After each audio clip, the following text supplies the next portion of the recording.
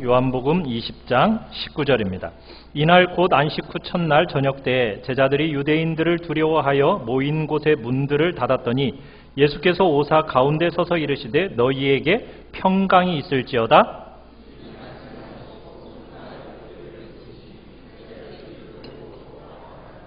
예수께서 또 이르시되 너희에게 평강이 있을지어다. 아버지께서 나를 보내신 것 같이 나도 너희를 보내노라.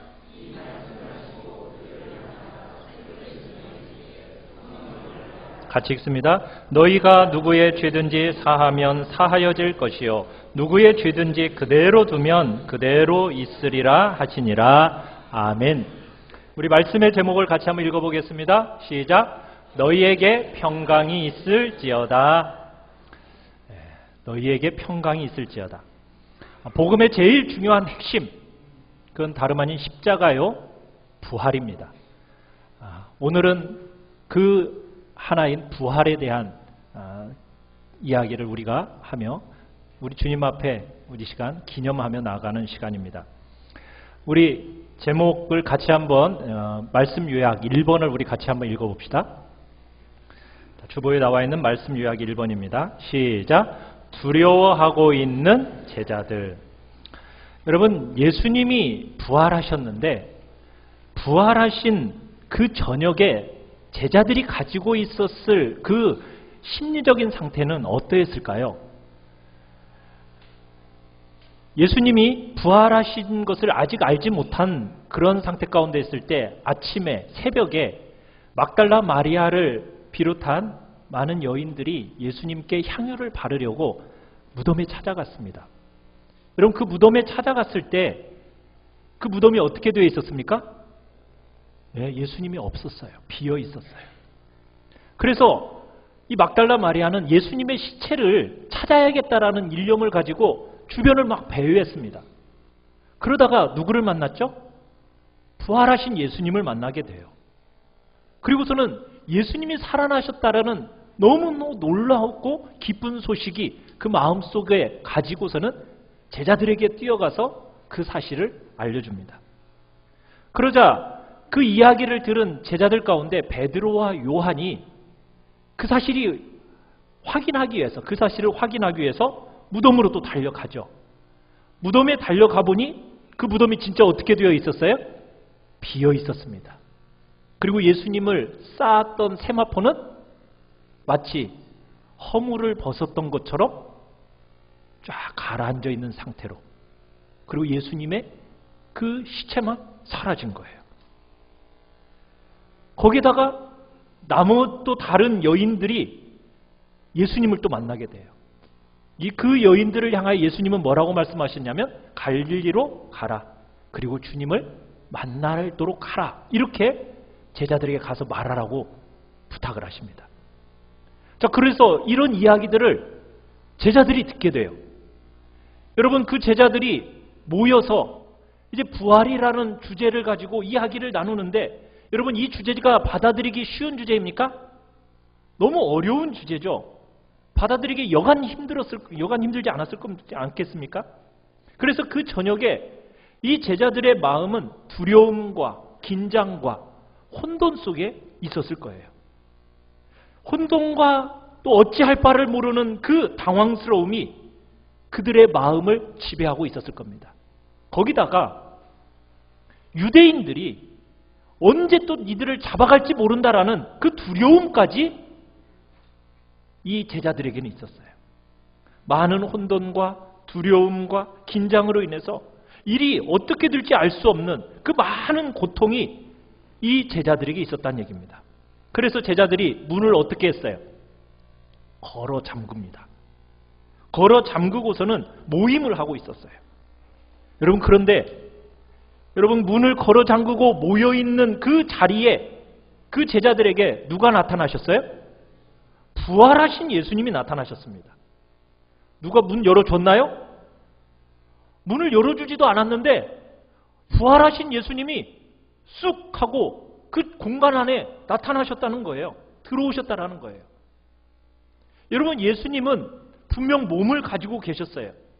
그런데 그 부활의 영광스러운 몸을 가지고 계셨기 때문에 문이 잠겨 있음에도 불구하고 그 공간 안으로 통과해서 쑥 들어오셨다는 얘기입니다.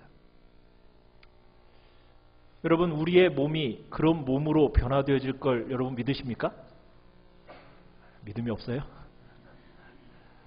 여러분, 이 제자들을 한번 생각해 보면 어떤 면에서 우리가 사는 이 세상이 이 제자들과 어떤 면에서 굉장히 유사하다고 말할 수가 있습니다. 오늘 이 시대를 살아가는 우리는요, 정보와 통신이 너무 발전되어 있어요. 우리 뭐 다 손에 들고 다니잖아요. 그래서 정보 과잉 시대를 살아가고 있습니다. 여러분, 정보와 지식이 많아지니까 여러분 마음이 평안하신가요? 정보가 많아진 것이 우리의 마음을 평안케 하는 것이 아니에요. 도리어요. 정보가 많아지니까, 지식이 많아지니까 막연한 긴장과 두려움이 우리를 사로잡는다는 거 여러분 느끼지 않으십니까? 알아야 될 것만 아는 것이 아니라 몰라도 될 것까지 우리가 너무 알게 되니까 우리의 마음에 괜한 두려움과 걱정과 근심이 더 생겨지는 거예요. 여러분, 그런데다가 오늘 우리나라는 선진국입니까? 중진국입니까? 후진국입니까? 중진국이에요? 아니, 여기 계신 분은 아직도 중진국 시대를 살고 계시네요. 우리나라는 선진국입니다. 선진국. 네. 여러분, 우리나라 OECD에 가입되어 있는 선진국이에요. 3만 불 시대를 살아가고 있는 선진국 시대를 여러분 살아가고 있는데, 여러분 선진국 시대를 살아가고 있으니까 여러분 행복하시죠? 아무 답변이 없어요. 행복하지 않은가 봐요. 여러분, 선진국인데 선진국 시대를 살아가는데 왜 우리는 마음의 평안이 없고 행복하지가 않은 걸까요? 우리는 그 어려운 시대를 다 거쳐왔잖아요. 그런데 지금 시대가 더 경쟁이 심해요. 그렇지 않습니까? 빈부의 격차는 어떤 것 같아요? 말할 수 없이 더 많이 벌어졌죠. 청년들은 어때요? 청년 실업은 더 심해져 가고 있습니다. 더 많이 염려하고 근심하고 걱정하는 시대가 되었다는 거예요. 여러분, 이런 현실 안에서 정말 사람들은 평화를 잃어버렸어요. 마음의 평안이 사라졌습니다. 평화를 갈구하면서 여기까지 달려왔는데도 불구하고 우리의 마음에 평화라는 것을 잃어버렸다는 거, 우리가 지금 경험하며 살아가고 있어요. 여러분, 그 평화, 우리가 어떻게 찾을 수 있는 걸까? 지금 두려움과 긴장과 혼돈 속에 당혹스러움에 있는 그 제자들 가운데 누가 찾아오셨습니까? 부활하신 예수님이 찾아오셨어요. 마찬가지로 우리의 인생 속에 누가 찾아오시느냐? 예수님이 찾아오십니다. 어떻게 보면은 이 공간 안에, 예배를 드리는 공간 안에만 예수님이 찾아오시는 것이 아니라 여러분의 그 치열한 삶의 현장 속에서도 우리 부활하신 주님이 찾아오십니다. 삶의 질고와 문제를 가지고 살아가는 여러분들을 향하여 우리 주님이 찾아오십니다. 그 주님이 찾아오셔서 우리에게 말씀하시지요. 뭐라고 말씀하실까요?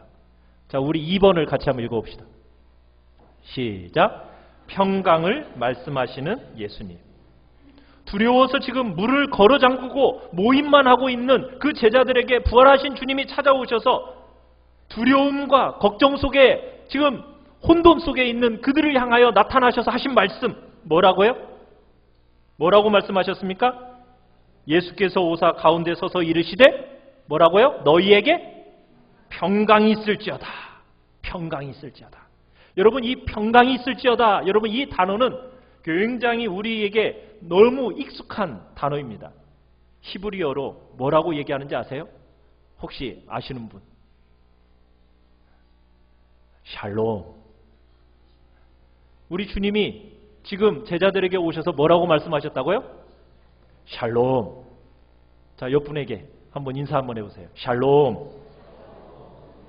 샬롬. 여러분, 주님이 오셔서 샬롬을 한 번 하셨어요? 두 번 하셨어요? 아니, 성경을 좀 보세요. 몇 번 평강이 있을지어다 몇 번 하셨어요? 두 번 하셨죠. 두 번. 제일 처음에는 두려워서 문을 잠그고 있는 무리들을 향해서, 지금 두려움이 가득하고 혼돈과 걱정이 가득한 그들을 향해서 샬롬 하고 첫 번째 말씀하셨고, 두 번째는 예수님이 나타남을 보고서는요, 제자들이 어땠다고 얘기하고 있어요? 기뻐했다라고 얘기하고 있어요. 그래서 기뻐하는 그들에게 21절에서 뭐라고 얘기하고 계세요? 또 뭐라고 말씀하십니까? 너희에게 평강이 있을지어다 하시면서 두 번 샬롬 하고 계시는 거예요. 두려워하는 그들에게 샬롬. 모든 혼돈과 두려움을 멈추고 있는 그들에게 다시 한번 샬롬 하고 계시는 거예요. 여러분, 주님이 평강이 있으라 이렇게 말씀하실 때 여러분 평강이라는 이 단어, 샬롬이라는 이 단어는요, 굉장히 큰 의미, 훨씬 넓은 의미를 가지고 있는 단어입니다. 그저 어려움이 없어지고 문제가 없어지면 우리에게 주어지는 어떤 소극적인 상태, 그 평안을 얘기하는 게 아닙니다. 이 평강은 환경에 의해서 주어지는 그런 평강이 아니에요. 이 평강은 하나님의 은혜가 우리에게 가져다주는 귀한 열매입니다. 하나님의 자비하신 손길 아래서 살아가는 우리 성도들에게 여러분 주어지는 적극적인 최상의 상태, 그게 바로 샬롬이라는 단어입니다. 평강이라는 단어예요. 마치 이런 거예요. 아직 결혼하지 못한 처녀에게 샬롬 하면은 뭐란 얘기예요? 하나님의 은혜가 그래서 속히 결혼이 이루어지기를. 아이가 없는 분에게는 샬롬 하면 뭐예요? 그 속에는 그 속에 채워짐의 역사가 있다라는 그 모든 단어, 이 샬롬이라는 단어 속에는 모든 의미가 채워지고 완전해지고 정말 최상의 축복으로 주어지는 단어가 바로 이 샬롬이라는 단어 속에 들어있어요. 그러니까 하나님의 나라가 임했을 때 우리에게 주어지는 그 복들의 총합과 같은 것이 바로 샬롬이라는 단어 속에 들어있는 겁니다. 여러분의 삶에 어그러진 것이 있습니까? 부족한 게 있어요? 그런 것이 하나도 없이 온전해진다. 그것이 바로 샬롬, 평강이라는 이 단어 속에 담고 있는 의미입니다. 그래서 주님께서 두려워하는 그들에게 뭐라고 얘기하셨어요? 샬롬. 또 기뻐하고 즐거워하는 그들에게도 또 뭐라고요? 샬롬. 여러분, 이 땅을 살아가는 동안에 우리 인간의 마음속은 언제든지 부족함과 결핍을 정말 우리들은 가지고 살아가는 존재예요. 그들에게 뭐가 필요하다는 거예요? 평강이 필요하다는 거예요. 평강이 있을지어다. 여러분, 이 평강은 환경에 의해서 지배받는 평강이 아닙니다. 시련이 있어도, 문제와 아픔이 있어도 여러분, 이 평강이 그 마음을 딱 지배하고 있으면 그 심령 안에 환경에 의해서 사라지는 그 평강이 아니에요. 여러분, 고통 중에서도 평강을 누릴 수가 있어요. 여러분, 고생을 몰라서가 아니에요. 고생이 심한데도 그 속을 꿰뚫고 주님의 평강이 우리 안에 임하게 되는 겁니다. 하나님이 그 자비와 은혜를 우리에게 베풀어 주시고 그 은혜를 알고 자비를 신뢰하는 자들에게 주어지는 최상의 상태, 그게 바로 평강입니다. 샬롬입니다. 여러분, 세상도 평화를 원해요. 세상은 평화를 원하지만 복이 정말 하나도 부족함이 없이 온전히 자기들에게 누려지는, 적용되어지는 그런 평강을 모두 다 원합니다. 여러분, 그런데 평강이 주어집니까? 안 주어집니까? 세상에는 안 주어져요. 왜요? 평강이 어디에 있기 때문일까요? 평강은 세상 어디에도 없어요. 평강은 주님이 계신 곳에 평강이 있는 겁니다. 주님이 누구이시니까? 평강의 왕이시기 때문에. 평강의 왕이신 주님과 함께 하시면 여러분이 어느 곳에 있든지 그 심령이 불안함과 두려움 없이 평안을 누리게 돼요. 상황과 환경이 아무리 극도로 안 좋아도 여러분 평안할 수 있습니다. 감옥에 있다 할지라도 그 심령이 평강을 누릴 수 있게 된다는 거예요. 여러분, 우리는 그런데 이 평강을 어디에서 찾고 있어요? 자꾸 환경 속에서 찾으려고 해요. 내 삶의 가정이 안정되면 평안할 텐데, 내 직장이 안정되면 평강할 텐데, 내 자식이 잘 되면 평강할 텐데, 우린 자꾸 이렇게 생각합니다. 여러분, 그게 맞는 말입니까? 틀린 말입니까? 그건 옳은 말이 아닙니다. 여러분, 우리는 그것에 속아서는 안 돼요. 오늘날 우리 성도들이 여러분 제일 불행한 요소가 뭔지 아세요? 자꾸 속는다는 거예요. 뭐에 속아요? 평강이라는 것이 여러분 부요에 있는 게 아닙니다. 평강이라는 것이 어떤 문제가 없음에 있는 게 아니에요. 그런 게 우리에게 평안을 주는 게 아닙니다. 평강은, 기쁨은 누가 주시는 겁니까? 주님이 주시는 거예요. 주님이 우리와 함께 하셔야 평강이 임하는 겁니다. 예수님이 계신 곳에는 어느 곳에나 어디서나 평안이 있고 기쁨이 있는 거예요. 부활하신 주님의 임재가 있는 곳, 그곳에 살아있는 평강이 있다는 얘기입니다. 예수님이 계시지 않으면은 여러분 이 세상에 있는 모든 것 다 가져도 평안이 없어요. 절대로 우리는 이 시대의 정신을 따라서 살아서는 안 되는 거예요. 그런데도 불구하고 우리 성도들조차도 자꾸 우리의 마음이 어디에 자꾸 쏟아지고 있습니까? 하나님과 동행하고 정말 하나님이 우리와 함께 하신다는 거기에 우리의 마음을 쏟는 것이 아니라 자꾸 외적인 환경, 그곳에서 평안을 찾으려고 해요. 그것을 우선적으로 구해요. 여러분, 그거 우리의 삶의 모습이 되어서는 안 되는 거예요. 왜? 평강이라는 것은 외적인 충족으로 우리에게 다가오는 게 아닙니다. 평강은 외적인 조건의 어떤 변화에 있는 게 아니라 어디에 있다고요? 주님이 우리와 함께 하심에 있는 거예요. 주님과의 동행에 있는 겁니다. 여러분의 관심이 어디에 있습니까? 주님과의 동행에 있으십니까? 나는 지금 주님과 함께함에 여러분 그 자리를 사모하면서 여러분 나아가십니까? 여전히 내 자식, 내 손자 손녀 어디 좋은 대학 가야 할 텐데, 좋은 직장 구해야 할 텐데, 좋은 만남이 있어서 또 결혼, 시집, 장가 가야 될 텐데, 이런 데 자꾸 마음을 빼앗기기 때문에 우리의 마음이 진짜 평화를 못 누리는 겁니다. 그런 조건의 변화라는 것은 여러분 우리에게 잠시 기쁨을 줄 뿐이에요. 그런데 여러분 조건이 바뀌고 나면은 어떻게 돼요? 그 평강이 계속 갑니까? 아니죠. 또 다른 근심이 오잖아요. 결혼하고 나니까는 그 다음에 또 뭐가 걱정이 돼요? 애 낳아야죠. 애 낳으니까 또 어떻게 해요? 애 봐야죠 이제. 너무 힘들어요. 그죠? 여러분 참 평화, 샬롬이라는 것은 주님이 임재하시는 곳에 있는 겁니다. 그래서 주님은 우리에게 끝없이 우리의 중심을 주님께 초점 맞추라는 거예요. 주님께 온전히 다 드리라는 거예요. 지금 그것을 우리 주님은 요구하고 계시는 거예요. 하나님의 임재와 동행이 있어서 여러분 평강이 있어야 여러분 우리가 예수 믿는 사람으로서 예수 믿는 사람처럼 일을 하게 되는 거예요. 여러분 우리가 이 세상을 살아가면서 어떤 모습을 보여줘야 세상 사람들이 감동을 할까요?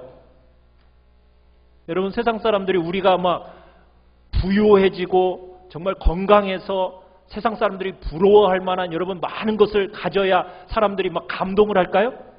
여러분 사람들은 그런 것에, 세상은 그것에 감동하지 않습니다. 세상은 뭐에 감동하는지 아세요? 여러분들의 환경이 좋든 나쁘든 어떤 환경 속에서도 여러분의 마음에 평강이 있는 그 모습을 보고 감동하는 거예요.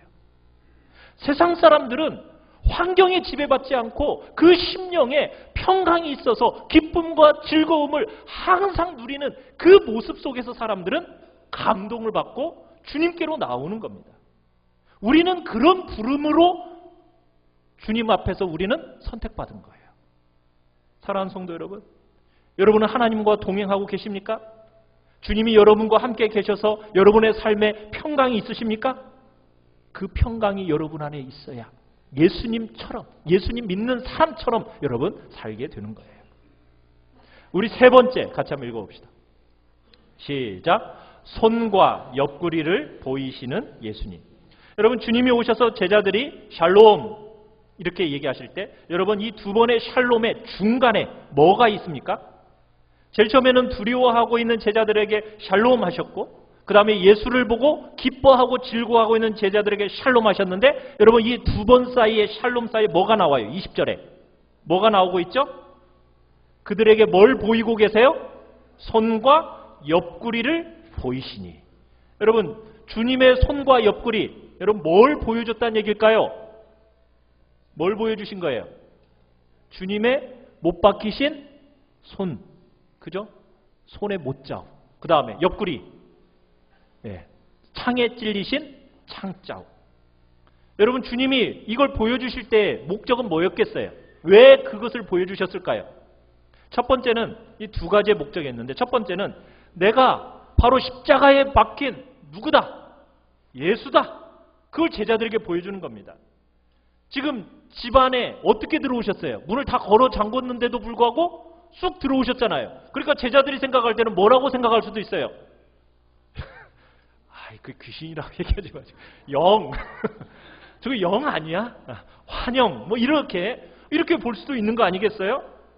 그러니까 영으로 나타난 거 아니야? 그러니까 예수님이 직접 뭘 보여주시는 거예요? 직접 손과 그 옆구리를 보여주시면서 나는 영이 아니라는 거예요. 유령이 아니라는 거예요. 그런 존재가 아니라 나는 정말 십자가에 못 박혔던 바로 그 예수다. 그 사실을 지금 제자들에게 나타내 보여주시고 다시 한번 상기시켜 주고 싶었던 거예요. 여러분, 저도 여러분도 다 어떻게 된다고요? 부활합니다. 옆에 있는 모습 그대로가 아니라 가장 아름답고 신령한 모습으로 여러분 모두가 부활하게 될 거예요. 그리고 여러분들은 다 알게 될 거예요. 아, 저 사람도 왔네. 네. 여러분, 그런데 또 하나, 뭘 또 알려주시고 싶은 거냐? 여러분, 이 귀한 평강, 샬롬이 어디로부터 오는가를 우리에게 선명하게 보여주고 계시는 겁니다. 사랑하는 성도 여러분, 여러분과 저에게 주시는 그 평강은 어디에서부터 오는 걸까요? 주님의 몸에 남아있는 흉터와 상처로부터 오는 겁니다. 주님의 몸에 남아있는 그 못자국, 창자국, 여러분, 그것으로부터 우리에게 살아있는 평화, 샬롬이 온다라는 것을 지금 우리에게 알려주고 싶었던 거예요. 여러분이 주님의 그 못자국 난 손에 여러분의 손을 얹고, 여러분의 그 주님의 그 창자국 옆구리에 여러분의 손을 얹을 때 평강이 찾아오게 됩니다. 여러분의 삶을 살아가는 그 현장에서 주님의 손의 못자국과 여러분 옆구리의 창자국을 여러분이 보고 누릴 때마다 여러분의 살아있는 그 평강, 샬롬이 오게 된다는 거예요. 주님은 우리에게 말씀하셨어요.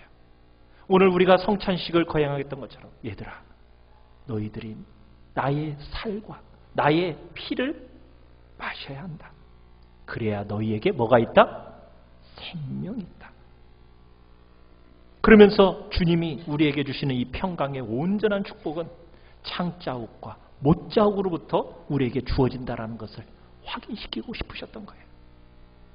그래서 이사야 53장 5절에서는 뭐라고 얘기하고 있습니까? 우리 같이 한번 주보에 나와 있는 이사야 53장 5절을 우리 같이 한번 읽어볼까요? 시작! 그가 찔림은 우리의 허물 때문이요 그가 상함은 우리의 죄악 때문이라. 그가 징계를 받음으로 우리는 평화를 누리고 그가 채찍에 맞음으로 우리는 나음을 받았도다. 여러분, 주님의 그 귀한 몸에 나 있는 그 흉터, 상처로부터 우리가 여러분 그분 앞에 나아갈 때 어떤 역사가 나타난다고요? 자유케 하는 역사, 평강의 역사, 치유의 역사, 회복의 역사가 나타난다고 우리 주님이 지금 말씀하고 계시는 겁니다. 우리는 아무 공로 없고 자격 없는 존재인데 여러분, 그 주님의 공로를 힘입어 나아가면 여러분 하나님을 아버지라 부르고 그리고 그분을 의지하고 찾으며 나아갈 때 여러분은 조금도 손색함이 없이 하나님의 그 완전한 평화 안으로 들어가게 된다라는 것을 우리에게 말씀하고 계시는 겁니다. 사랑하는 성도 여러분, 여러분의 삶의 질고와 문제와 관계의 어그러짐과 여러분 상함이 있습니까? 여러분, 그럼에도 불구하고 못자국 난 주님의 손을 잡으십시오. 여러분 옆구리에 난 그 창자국에 여러분의 손을 대십시오. 그러면 여러분을 말할 수 없는 평강, 주님이 주시는 참된 살아있는 샬롬 안으로 여러분을 초대해 주십니다. 어그러지고 고통 가운데 있는 여러분들의 마음, 불안함과 두려움과 정말 당혹스러움으로 어떻게 해야 될지 모르는 그 심령이 여러분 주님을 향하여 찾아갈 때 주님은 여러분의 마음에 참된 평강으로 덧입혀 주십니다. 주님의 십자가에 못 박힌 그 질고와 아픔을 한번 바라보십시오. 그럴 때 여러분들의 마음에 어그러졌던 모든 것들이, 관계들이 다 회복이 되어지고 정말 관계가 어그러졌을 때 사람들을 용서하게 되고 다시 화평케 되면서 이제 주님 안에서 온전케 되어지는 그런 용기와 담력이 주님께서 허락하여 주십니다. 여러분, 이 시간 우리가 주님 앞에 정말 우리의 몸을 위하여 찢으시고 피를 쏟으신 그 주님의 손과 옆구리에 이 시간 손을 대며 나아갑시다. 그럴 때 여러분에게 하나님의 말할 수 없는 평강, 능력이 여러분에게 주어질 것입니다. 우리 시간 같이 찬양하며 나아갑시다.